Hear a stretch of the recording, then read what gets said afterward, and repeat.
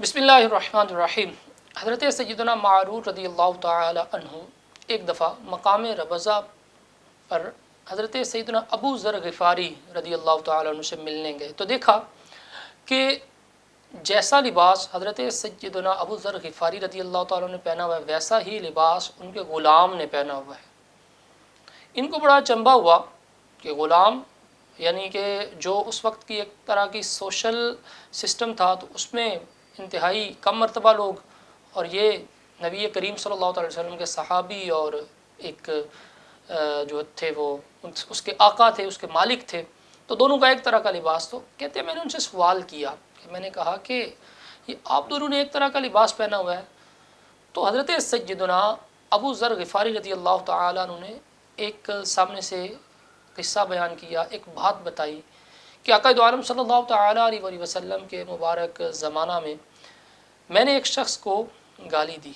تو آقا دو عالم صلی اللہ تعالیٰ علیہ وسلم مجھ پر غضبناک ہوئے اور فرمایا کہ اے ابو ذر تم میں ابھی جاہلیت کی بات باقی ہے۔ تو گالی کو آقا دو عالم صلی اللہ تعالیٰ علیہ وسلم نے جاہلیت کی بات قرار دیا، جہالت والی بات قرار دیا۔ لیکن ہمارے معاشرے میں آج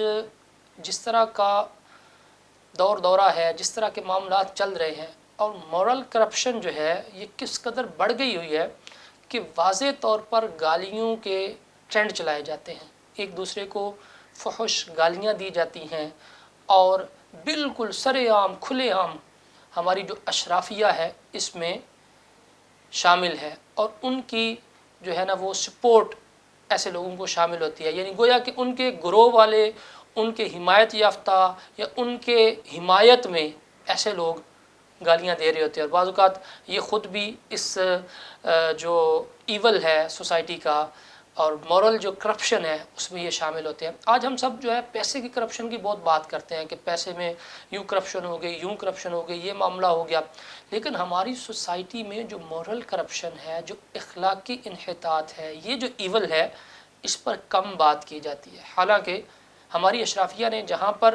دوسری طرح کی کرپشن کی، وہیں پر ہمیں مورلی اتنا زیادہ کرپٹ کر دیا ہماری قوم کو، نئی جنریشن کو، کہ باقاعدہ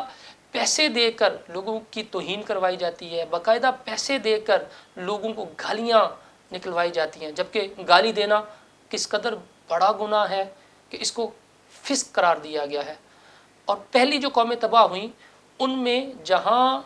ان کے بقیہ گناہ تھے، ان کا ایک گناہ جو تھا وہ فسق، اور یہ اس طرح کے گناہ جو یعنی آپ سمجھیں کہ سوسائٹی کے اندر، معاشرے کے اندر جو اخلاقی انحطاط تھا وہ بھی ان کی تباہی کا باعث تھا۔ قرآن پاک نے پچھلی قوموں کے جو حالات بیان کیے ہیں، تو جو قومیں مورلی کرپٹ ہو گئیں تو وہ تباہ ہو گئی۔ آج ہماری اشرافیہ جو ہے وہ ہمیں اس دہانے پر لے آئی ہے کہ جہاں پر ہم بالکل اس اتھا گہرائی میں جا رہے ہیں۔ آقا دو عالم صلی اللہ تعالیٰ علیہ وسلم نے فرمایا کہ سباب المسلم فسوق، کہ مسلمان کو گالی دینا یہ فسق ہے،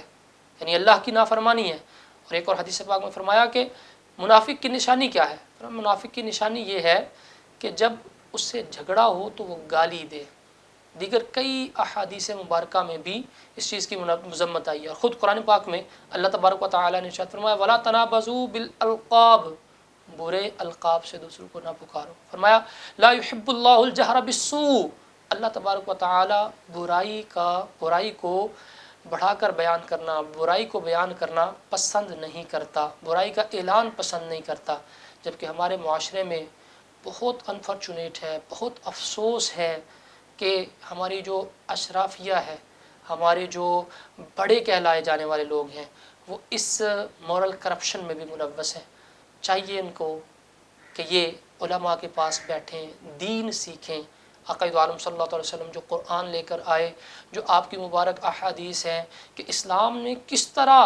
اس سوشل ایول کو ختم کیا، کس طرح ان برائیوں کی مذمت کی ہے، یہ علماء کے پاس بیٹھیں، یہ قرآن کو پڑھیں، حدیث کو پڑھیں، اور معاشرے کو اس مورل کرپشن سے بچائیں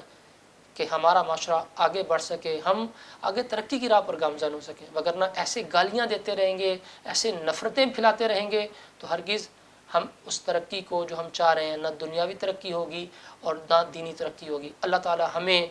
نیک بنائے، اللہ تعالی ہمیں گالیوں سے بچنے بچانے والا بنائے، آمین۔